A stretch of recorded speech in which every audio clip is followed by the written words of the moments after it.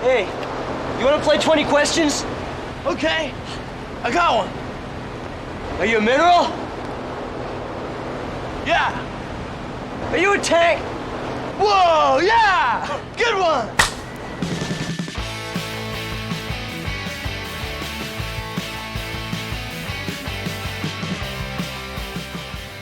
Welcome to the Nerds of Comedy. We are back for another excellent adventure. I am Sean Devereux. I am joined by my co-host, Mr. Brad McMurran. Bogus, man, bogus. And once again, we are joined by another founding member of the Pushers. The last three founding members of the Pushers really left. Mr. Ed Carden. Station! Yes. So, today, we are going to talk about Bill and Ted's Bogus Journey, the sequel to the much loved and the much hated and the much, Brad, you were just kind of so-so about. Oh, I liked it as a kid. Yeah, I liked the old one as a kid. As an adult, I'm like, yeah. So Bogus Journey, Ed, as our Bill and Ted expert, what did you think of the sequel? Here's the thing. Bill and Ted's Bogus Journey. It's definitely more of an acquired taste. Here's the thing. If Bill and Ted's Excellent Adventure is a cult movie, Bill and Ted's Bogus Journey is like a cult within that cult. And here's the thing. There are a lot of people, or there's a fair amount of people I know that are huge fans of it, because it goes in a much different direction than the first movie did in a lot of ways. But I know plenty of people who are huge fans of Bill and Ted's Excellent Adventure who absolutely hate Bill and Ted's Bogus Journey. I'm in that. As a matter of fact, I'm about to get out of town. I don't think I'll make it through this whole video here today. But Ed, if you wouldn't mind, would you? And I hate even asking you to do this. Could you give us the summary of this movie? Well, one thing I will say is that Bogus Journey was not the original title of the movie. They originally wanted to call it Bill and Ted Go to Hell. But obviously the studio back in the early 90s is like, we can't have our movie that we want families to come to in the Bible Belt to be that. So they changed it to Bill and Ted's Bogus Journey. But essentially, in this movie, the future as we knew it from the first movie, we find out that not everyone is in love with the whole Bill and Ted based utopia that's come up. And so an evil gym teacher sends evil robot versions of Bill and Ted back in time to basically disrupt an event, basically the event where supposedly they play the song that unites everyone, creates the future at this Battle of the Bands. So he sends robot duplicates of Bill and Ted back in time to kill them, which they succeed in doing. But Bill and Ted basically have adventures in the afterlife, and by basically convincing God to tell them about two Martian inventors, and beating death in his sort of game, which is sort of a riff on the Seventh Seal. They come back, defeat the robots, and in the process create this song that sets the future on its path. That's a very convoluted explanation. No, actually, Ed, I think it's exactly dead on. And like hearing that right now as people that teach sketch comedy and all three of us do, in essence, how many weirds can you put into a movie? This has got to be the biggest pile of shit. I even remember when I saw this pile of shit when I was younger, I was like, what the fuck did I just watch? This is awful. And it felt so forced to me. I'm not going to take it that seriously. It is what it is, right? But it's also just, God, what a pile of shit. See, I am the opposite. I actually really liked Bogus Journey. Compared to Excellent Adventure, I thought this was a much better movie. Now, granted, it had a lot of problems, and it's still dumb. And The chances of me ever going back and rewatching this are slim to none. But I did enjoy Bogus Journey way more than Excellent Adventure. You are on crack cocaine. There's something absolutely wrong with you. Ed, I want your opinion. Did you like this one more than the first one? You know, honestly, I don't. I would say I like the first movie better, but I don't dislike Bogus Journey. I like the boldness of like going in this completely different direction, and you know, just it's kind of like seeing Bill and Ted like in almost this like Dante type story where, you know, they're going through all these various stages of the afterlife, and really the thing that sells this movie to me is Death, played by William Sadler. He is amazing. He kills it. Yeah, he did well, and I don't have any problems with his performance. That was fun. And Ed, if I'm correct on this, I think a guy that you may like, I'm not sure if you like him. Didn't Dave Mustaine do some work on this soundtrack wise from Megadeth? They had some metal. They had some more like 90s era metal in the movie, but you know, in the opening future scene, one of the people that Rufus brings to be a guest speaker in his class is the guitarist for Faith No More. Oh, with the goldfish that died video, yeah. So he shows up, and you know, it's funny. I always like to say this, that you know, in the universe that Bill and Ted takes place, Wild Stallions beat Primus at a Battle of the Bands. That's right. Primus is one of the bands on the Battle of the Bands. Yeah. So the reason why I like this movie actually has a story. It's not a great story. But there are actual obstacles that the characters have to overcome, because again, if you think about it, they whiz through time just grabbing these guys from history in the first movie. They didn't have anything really standing in their way until Ted's dad arrested everybody and they had to find a way to break him out of prison. There were I can make the argument they had the breaking down of the time machine and stuff. They had a little bit of obstacles in the first one. But Yeah, I think that by chewing some gum. And their ineptitude. Say that again? So their obstacle in the first movie was them and their stupidity and lack of knowledge. Mm-hmm. I mean, I like the fact that your two main characters are actually, you know, they went ahead and did it and actually killed them off within like the first 15 minutes of the movie. And then the rest of the movie is them trying to escape the afterlife. Now, granted, there are some dumb things. Again, so they meet these two aliens named Station, who's got to be the worst costume design I've ever seen in the history of movies, that is going to help them build robots to beat the evil robots. I can't believe what we're talking about right now, but go on. What I really liked about this movie is the stepmom character. Mm-hmm. So in the first movie, she is Bill's stepmom. In between the first movie and the second movie, she divorces Bill's dad and marries Ted's dad. That's right.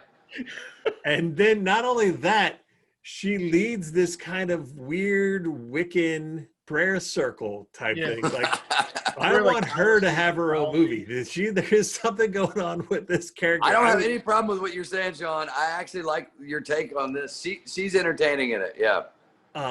Even later on when, they kill off, the robots kill Bill and Ted, and then still want to like screw up their lives as much as possible. So go to the princesses, Bill and Ted's girlfriends, and demand that they start putting out and just kind of like degrade them. So they leave, but they immediately go to the stepmom for advice and stuff like that. And she's only 2 or 3 years older than these girls, but still is like kind of like they're comforting her there and like stands up for them when evil Bill and Ted show up. So again, she's got an old soul, right?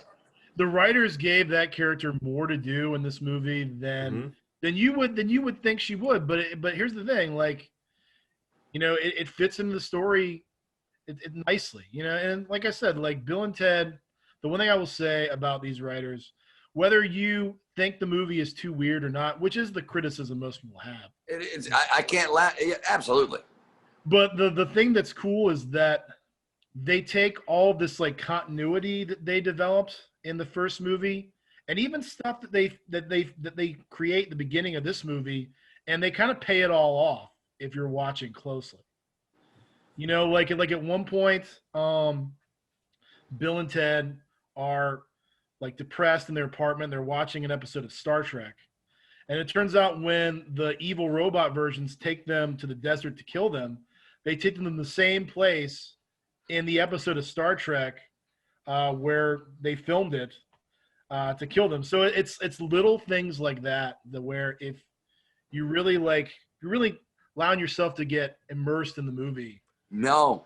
There's richness. There's no. I'm not. I'd rather jerk off in a soup can. I can't believe what we're talking about here. This whole movie sucked a donkey's dick. I hated it. I like the fact that they went in such a drastic departure, because it would have been so easy for them to be another Bill and Ted romp through time.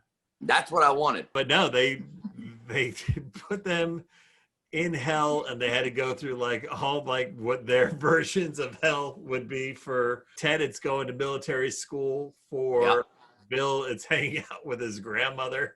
Yeah, is his version of hell. And you get Death. Death becomes such a cool character by the end of the film. Very he becomes this guy that first he hates them, and honestly, the meat of this movie, if you like nothing else, when they're doing Death's challenge. Choose your game. But if you lose, you will stay here in hell. And it's of course, riffing on the Seven Seals, where a guy plays chess with Death. Yeah. And of course, Death expects them to choose a game like that, but no, they choose Battleship. Yep. Hit. I hit. You have sunk my battleship. They choose Clue. They choose Electric Football. Oh yeah, and then Twister. And just William Sadler's reactions to losing at these stupid games, and the fact that Bill and Ted have kind of inadvertently outsmarted him by choosing this dumb shit that it's incredible. And because it completely destroys Death's confidence, because for the rest of the movie he's constantly kind of seeking their approval. Excellent work, dude. What about me? I made the wigs. Okay, Death. I helped with shopping. All right. I was pushing the cart. There's a scene where, for some reason, they pan to a shot of Station in his fusion form's butt. And Bill and Ted go, Station, really excellent Martian butt. Plus, you got an excellently huge Martian butt.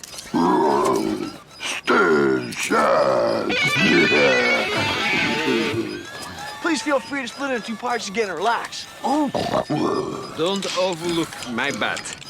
I work out all the time. Please, I stayed. I'm just going to be very honest. I'm supposed to be getting out of town today, and I stayed here to do this with my friends here. I mean this when I say it. I would rather watch Glitter with Mariah Carey or something in it than in this movie. I really mean that. But I'll say this, a lot of people, I think a lot of people just did not appreciate the absolute departure from the basic premise of the first movie. Bill and Ted interact with 0 historical figures in this movie. So that history element, you get a little bit in the very beginning, which is one of the things I don't like about this movie is the future. They changed the entire visual aesthetics of it. The first one, it was more this kind of 80s MTV meets future kind of thing, whereas in Bill and Ted 2, it's all neon and it's almost like Star Trek Next Generation meets hypercolor. I liked the visual aesthetics of the future from the first movie a lot better. But like they changed a lot of stuff. Does anybody have a computer around? Who directed this one? It was a guy. It was his first directing job. I saw that it was his first one, but I don't know. Did he get any work after this? Because he shouldn't have. I would say the budget it looks cheaply made. I know that. But I like it. You know who I really like in this? Alex Winter. Bill, I really like his character in this. He's not as dumb. Even in the first one, he was the smarter of the two. But he's seems a lot smarter than Ted. But I think him as an actor does a really good job. I think there are times when he's acting circles around Keanu Reeves. Well, I don't know if that's very underrated. First of all, did we listen to this whole thing? He's acting circles around Keanu Reeves. Like, when does that not happen in a movie? I mean, like, I think of right now, and I mean this, you could put a dog in and it would run circles around with Keanu Reeves at times. Now, I like Keanu Reeves. I don't want to ever put that down. I think he's got the best agent ever. Like some of his movies he's done are some of my favorite movies. And I do want to say this. I know it's got to come up in this. I am gonna watch the new one. I like that they're like, oh, after all this intensities with the John Wicks and all the movies he's done, to be able to go back to something he did in his roots, I got nothing respect for that. There is something really, really cool about that. And so I will watch it. I did not make it through this movie. I'm glad I didn't. Of all the movies you've asked me to watch on Nerds of Comedy, this is the biggest pile of shit I have seen on here yet. All right, so let's ask the question.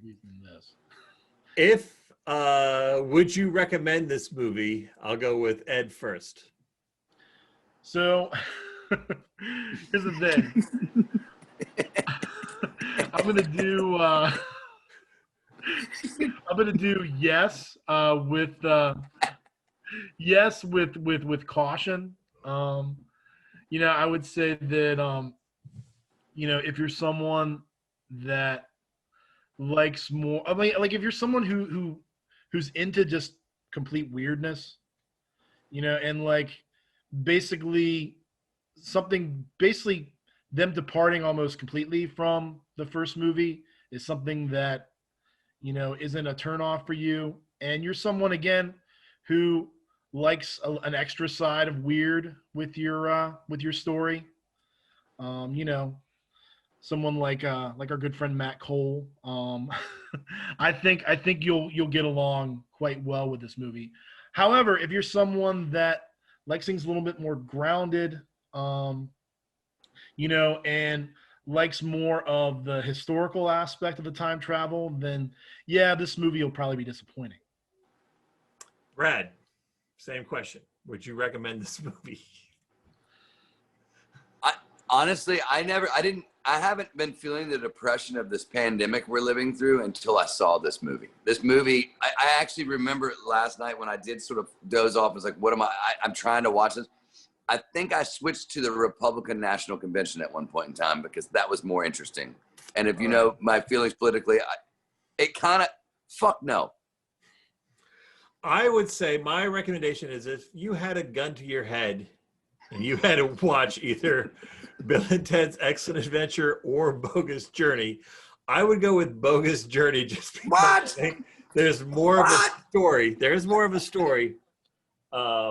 And again, William Sadler's death character. And watch it and then hit me up because I want to talk and explain my headcanon to you about Missy the stepmom.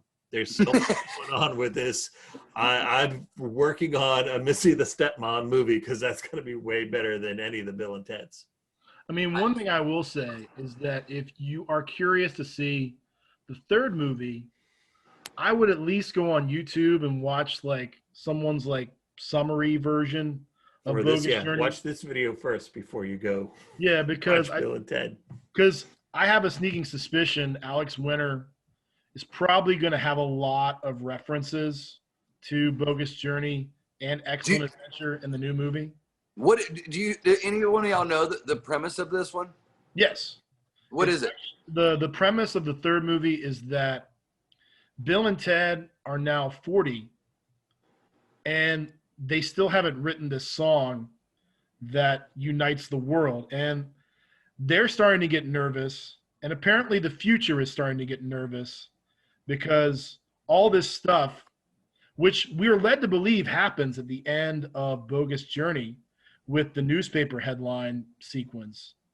Oh, yeah. Hasn't happened yet. And Bill and Ted have like two now like adult daughters who are also like, they get involved in the storyline. So, you know, it'll be interesting to see what they do with that idea. I know it's something that like Alex Winter and Keanu Reeves, someone that's been following them, they've been wanting to make Bill and Ted 3 for like the last 20 years. For real? Yeah. 10 years. Supposedly around 2010 is when they first started talking about it. I was watching in an interview, they showed like old clips when Bogus Journey came out, and it kind of seemed like they had to drag Keanu kicking and screaming to make Bogus Journey. And then after he was done, but he has softened as time has gone on. Yeah, so it's cool that this movie has finally been made. Yeah, there's some nostalgia. Is there going to be history in this, or are they going? You know, Sure. the trailer seems like it kind of runs the gamut of time travel stuff you can do. Well, I know this. I wish I had that 2 hours back. Well, we will be reconvening in a few weeks' time to talk about Bill and Ted Face the Music. And who knows, maybe your appreciation of Bogus Journey will have grown by then. Yeah, bet on it. Yeah, All right. We'll also be out of the pandemic by then too. Sure. Yeah. So